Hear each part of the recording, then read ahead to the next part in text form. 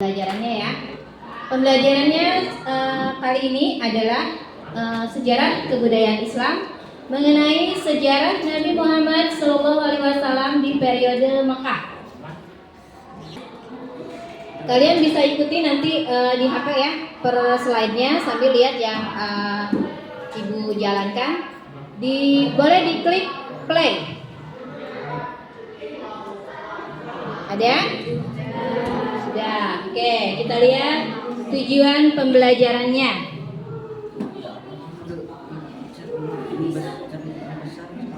Di sini bisa dilihat tujuan pembelajarannya agar setelah pembelajaran ini kalian diharapkan mampu. Yang pertama, menjelaskan kondisi masyarakat Mekah sebelum Islam. Yang kedua, mendeskripsikan proses dakwah Nabi Muhammad SAW, lalu menjelaskan tantangan yang dihadapi Nabi Muhammad SAW. Menjelaskan kondisi masyarakat Mekah sebelum Islam itu artinya kalian bisa meneladani sikap Nabi Muhammad. Lalu mendeskripsikan proses dakwah Nabi Muhammad, yaitu dengan menumbuhkan karakter nasionalisme pada diri sendiri. Selanjutnya menjelaskan tantangan yang dihadapi Nabi Muhammad SAW, artinya kalian bisa menjadi memperkuat identitas keagamaan pada diri sendiri, ya.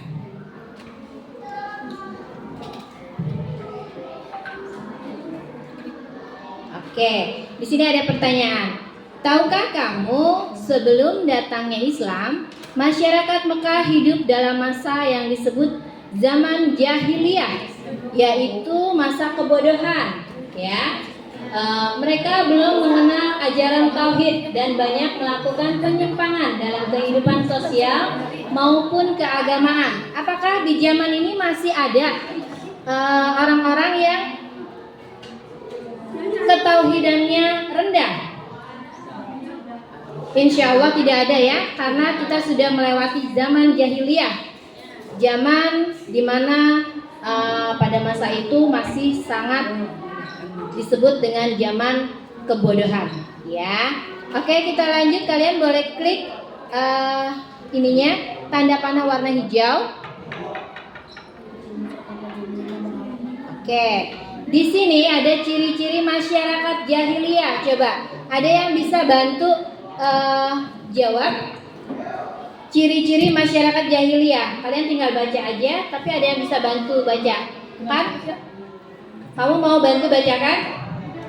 Tinggal baca aja.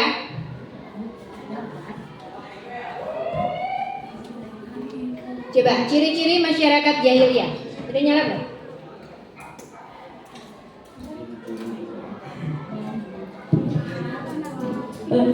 Iya, silakan langsung dinyalain aja. Ciri-ciri masyarakat jahiliyah: 1. Menyembah berhala, patung sebagai Tuhan. Tidak memiliki keadilan sosial. Kaum lemah tertindas. Perempuan tidak dihargai. Banyak kebiasaan buruk seperti berjudi dan mabuk.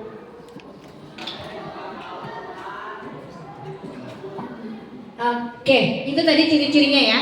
Menyembah berhala sebagai Tuhan. Berhala itu apa sih? Patung ya. Pada zaman jahiliyah itu banyak sekali patung-patung yang dibuat oleh manusia, lalu disembah lagi oleh manusia, ya. Lalu tidak memiliki keadilan sosial. Yang ini tentu saja bertentangan dengan Pancasila. Pancasila sila keberapa yang keadilan sosial? Kelima ya, keadilan sosial bagi seluruh rakyat Indonesia. Artinya kalau kita hidup berpancasila, artinya kita sudah berkeadilan sosial. Artinya kita bukan termasuk ke dalam masyarakat jahiliyah. Yang ketiga, kaum yang lemah tertindas, ya. Tapi di masa sekarang masih ada kaum lemah yang tertindas, ya. Artinya mungkin mereka belum memahami ketauhidan yang seharusnya tidak dilakukan lagi di zaman sekarang. Penindasan seperti itu. Oke, lalu perempuan tidak dihargai. Apakah sekarang perempuan dihargai? Dihargai, alhamdulillah ya. Itu artinya masyarakat sekarang sudah bisa menghormati wanita. tidak seperti di zaman jahiliyah. Mungkin kalian pernah dengar cerita tentang wanita-wanita di zaman jahiliyah yang dijadikan budak, ya, dijadikan budak nafsu oleh para laki-laki. Dan sekarang insya Allah perempuan sekarang adalah perempuan yang merdeka, ya. Lalu banyak kebiasaan buruk seperti berjudi dan mabuk.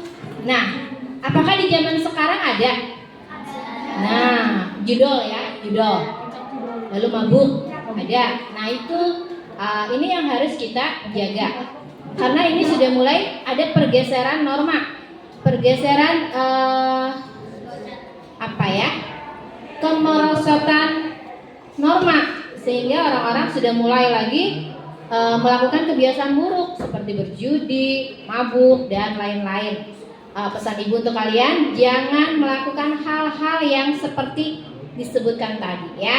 Jadilah umat Islam yang memiliki ketauhidan tinggi seperti Rasulullah Muhammad SAW.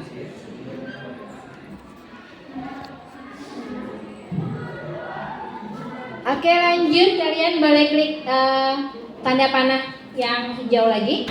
Di sini ada tabel perbandingan, ya. Ada 3, yaitu aspek, masa jahiliyah, dan setelah Islam. Aspeknya di aspek kepercayaan. Pada masa jahiliyah menyembah apa? Menyembah berhala. Lalu setelah adanya Islam, apa yang kita sembah? Allah Subhanahu wa Ta'ala. Lalu di aspek sosial, pada masa jahiliyah apa yang terjadi? Ketidakadilan. Setelah Islam, keadilan dan peduli. Oke.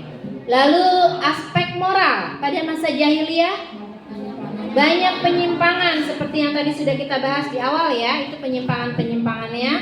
Lalu setelah Islam, akhlaknya lebih mulia. Oke, lanjut.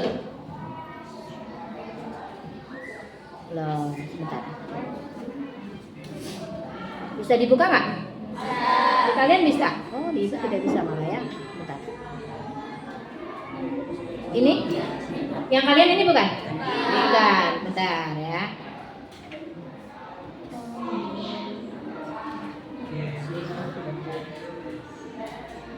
Sepertinya ngehang. Oke, lanjut di awal dakwah Nabi Muhammad SAW. Nabi Muhammad SAW memulai dakwah secara sembunyi-sembunyi selama kurang lebih 3 tahun. Hal ini dilakukan untuk menghindari penolakan keras dari kaum Quraisy. Adapun orang-orang yang pertama kali masuk Islam adalah, bisa bantu sebutkan? Khadijah. Khadijah itu siapa?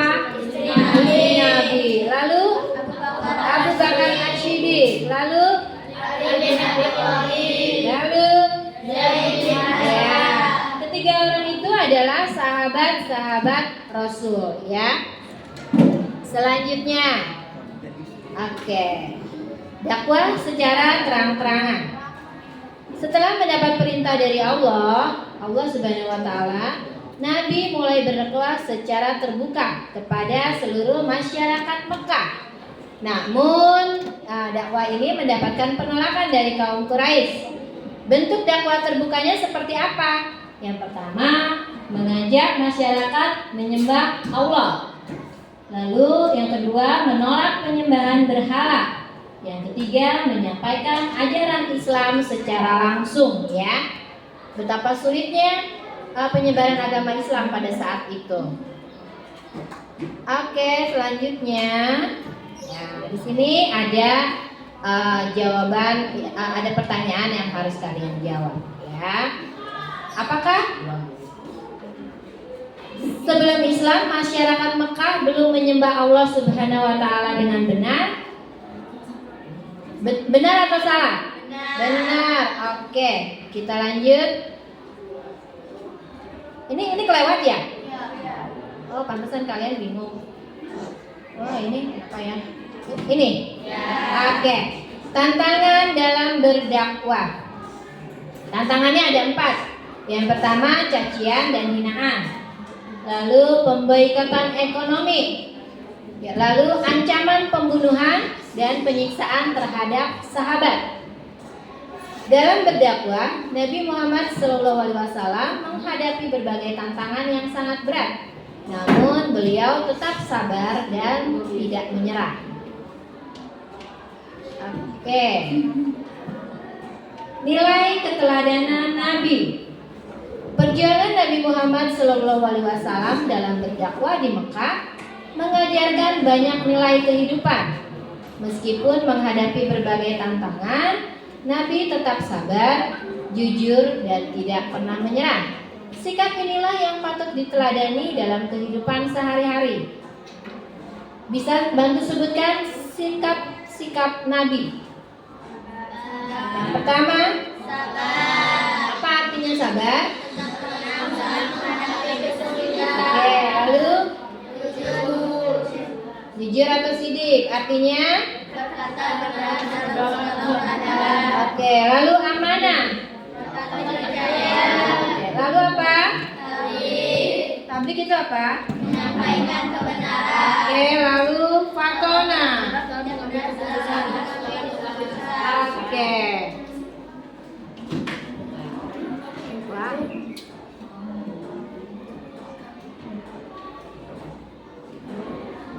Halaman 10 ya? Apa langsung ke sini ya?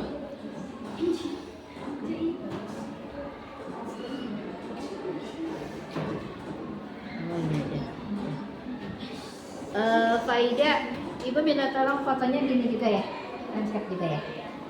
Oke, lanjut di penerapan dalam kehidupan sehari-hari.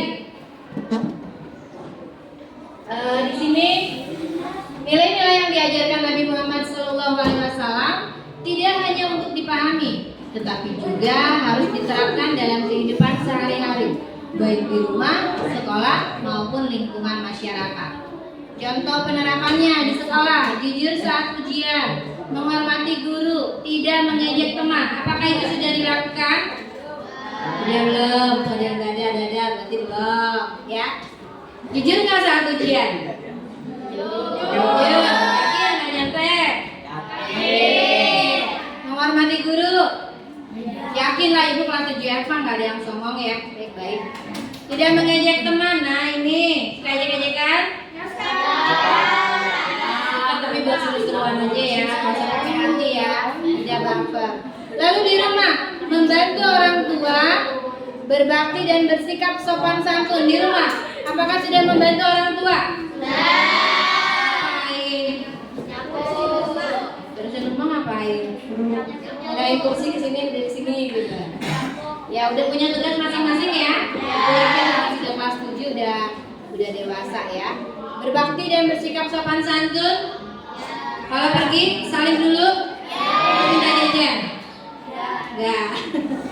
Lalu di lingkungan ini bisa lingkungan masyarakat ya, artinya saling tolong-menolong, menjaga kebersihan. Sudah dilakukan?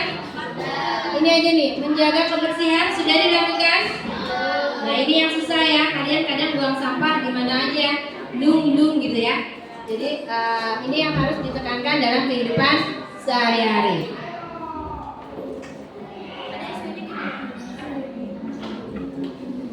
Oke, lanjut. Meneladani sikap nasionalisme dari perjuangan Nabi Muhammad SAW. Perjuangan Nabi Muhammad SAW dalam menyebarkan ajaran Islam di Mekah mengandung nilai-nilai yang dapat dikaitkan dengan sikap nasionalisme. Nasionalisme bukan hanya cinta terhadap negara, tetapi juga semangat menjaga persatuan, keadilan, dan kepedulian terhadap sesama. Ya, di sini indikator karakter nasionalisme adalah yang pertama cinta tanah air, lalu semangat persatuan, rela berkorban, dan tanggung jawab sosial. Ya.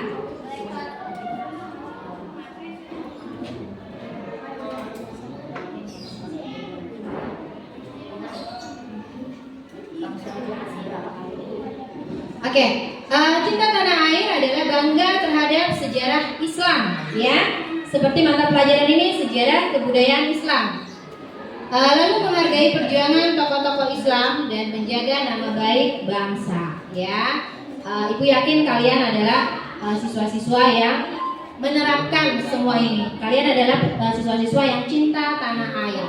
Lalu semangat persatuan, artinya tidak membeda-bedakan teman. Ada yang geng-gengan?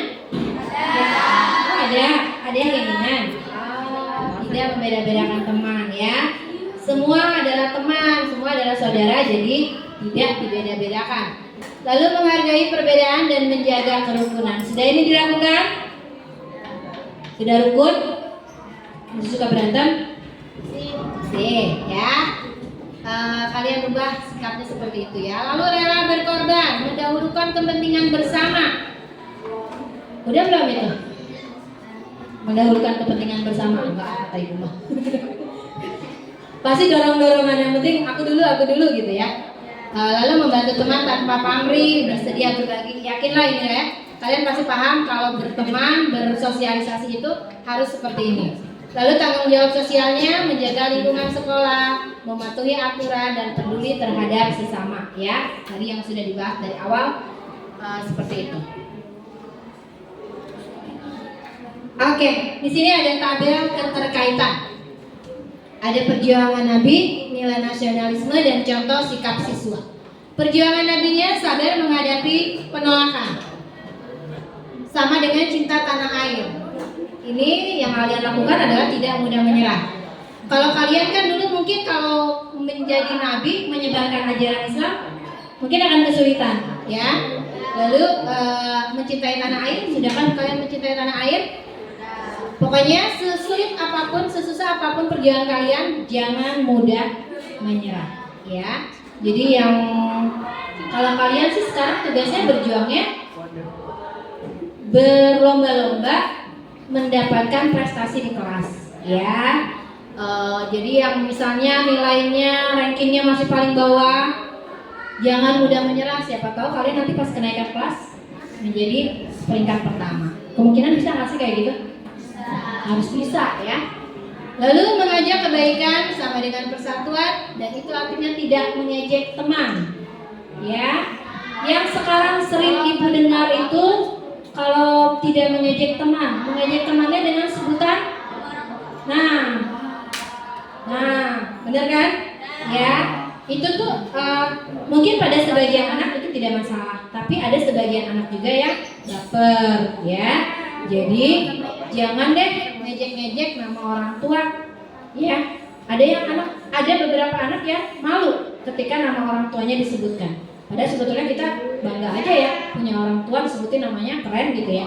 Tapi jadi ya udah, kita jaga perasaan teman-teman kalian semua, jangan mengejek, apalagi mengejek nama orang tua.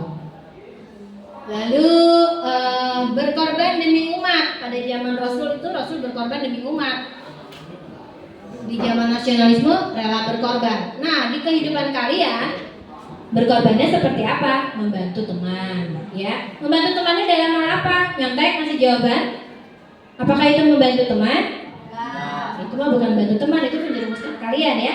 Tapi membantu temannya, misalnya ada yang kesulitan, temannya misalnya tiba-tiba sakit di kelas, mau ke UKS nggak bisa, kalian anterin, terus kalian carikan obat, gitu ya.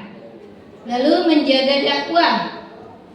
Di nasionalisme ini tanggung jawab. Nah, di contoh sikap siswa adalah menjadi disiplin. Disiplin masuk sekolah. Disiplinnya masuk sekolah, jadi sudah hadir di sekolah di sebelum jam 7. Karena jam 7 kita sudah bel, itu sudah disiplin.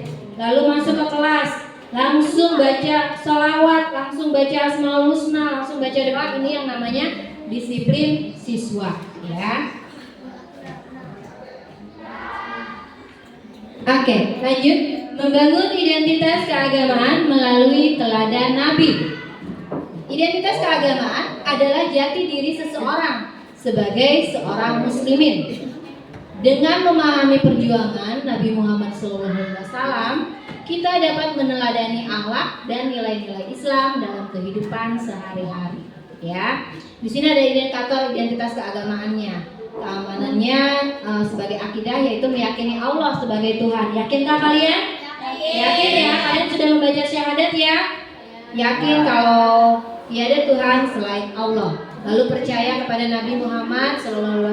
Percaya bahwa Nabi Muhammad adalah utusan Allah dan tidak menyekutukan Allah. Ya. Lalu ibadahnya melaksanakan sholat tepat waktu. Sebelum pulang sekolah sudah bel langsung sholat?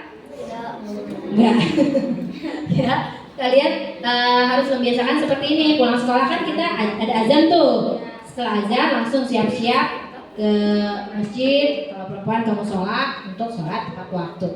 Lalu membiasakan membaca Al-Quran. Apakah di sini sudah baca Al-Quran semua atau masih ikro? Juz amma. Udah Al-Quran ya. Ada yang nggak ngaji? Nggak ngaji? Siapa yang nggak ngaji? Ikutan tahsin ya. Misalkan ada kelas tahsin ya. Lalu berdoa dalam kehidupan sehari-hari ya. Berdoanya jangan cuma mau makan, tapi bangun tidur berdoa, mau tidur berdoa, mau ke kamar mandi berdoa. Sudah hafal doa-doa itu? Ya. Setelah mau makan berdoa, setelah makan berdoa gitu ya. Jangan lupa berdoa. Lalu akhlak atau perilaku, jujur dalam perkataan, nggak boleh bohong nih, ya. Sopan kepada guru dan orang tua dan tidak berkata kasar. Masih sering ibu temui obrolan kalian dengan guru itu seperti ke teman, ya. Bu nggak kenyaho bu, nah seperti itu. Itu adalah menurut kalian obrolan yang sopan kah atau kasar? Ya, tidak pada tempatnya kalau ngomong ke guru, apalagi ke guru-guru yang sudah sepuh. Ya, jangan anggap guru. Kalian boleh menganggap guru sebagai teman, tapi gaya bicara tidak boleh disamakan dengan teman. Ya.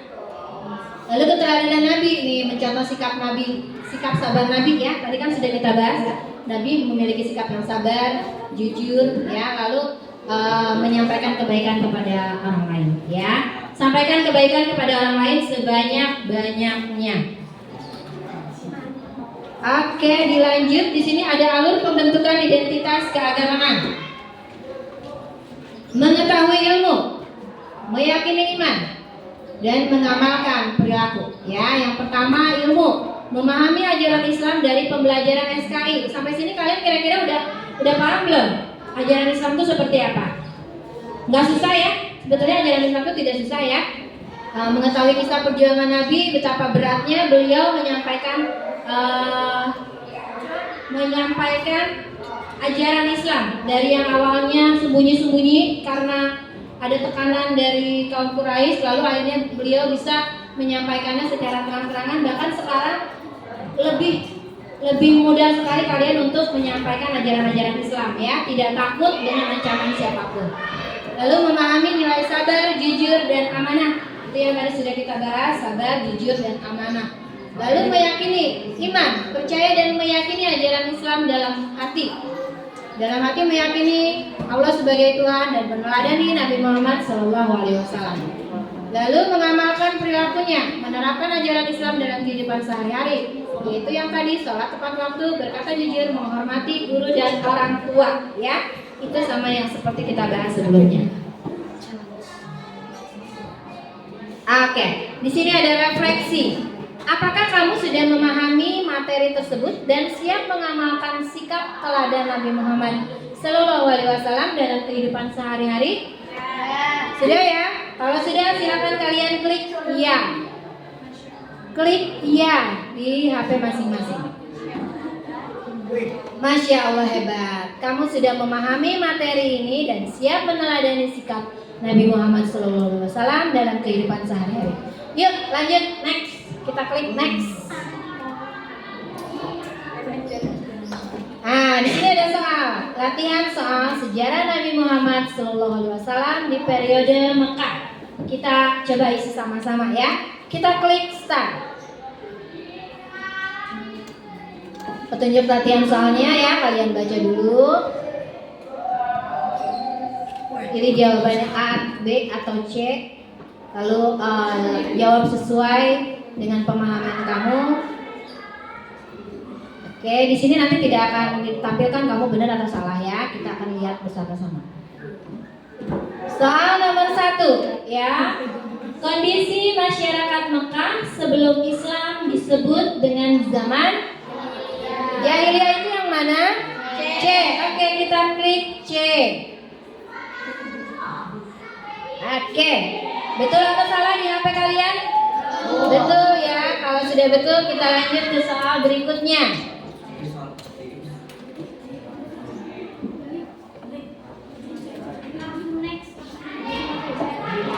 Oke, di latihan soal nomor 2. Dakwah Nabi Muhammad SAW pada awalnya dilakukan secara sembunyi-sembunyi. Berarti yang mana? B. Oke, kita klik B. Benar atau salah? Benar ya. Kalau jawabannya secara sembunyi-sembunyi, pasti jawabannya adalah benar. Silakan kita sekarang lanjut ke soal berikutnya. Oke, di sini ada soal ketiga. Salah satu orang yang pertama kali masuk Islam adalah Abu Bakar As-Siddiq. Kita coba klik yang A. Betul? Betul. Oke, kita lanjut ke soal berikutnya. Di soal nomor 4, salah satu tantangan Nabi Muhammad SAW saat berdakwah adalah yang mana nih? Yang B, dihina dan disiksa. Coba. Oke. Gimana jawabannya? Benar jawabannya? Oke. Kita lanjut ke soal berikutnya.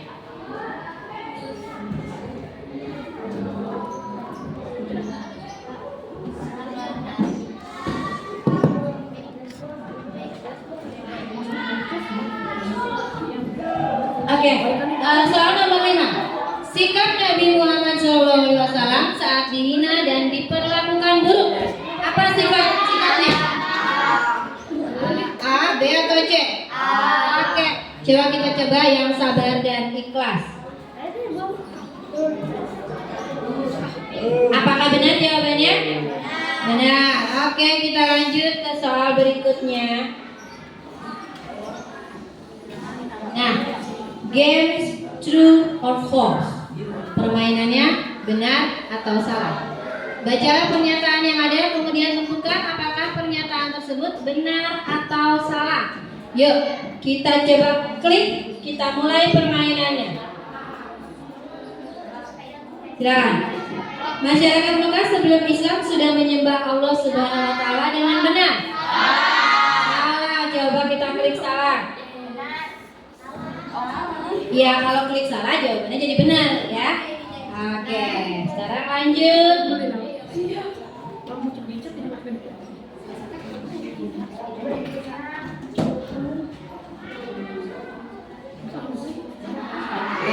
Kalian sudah di halaman?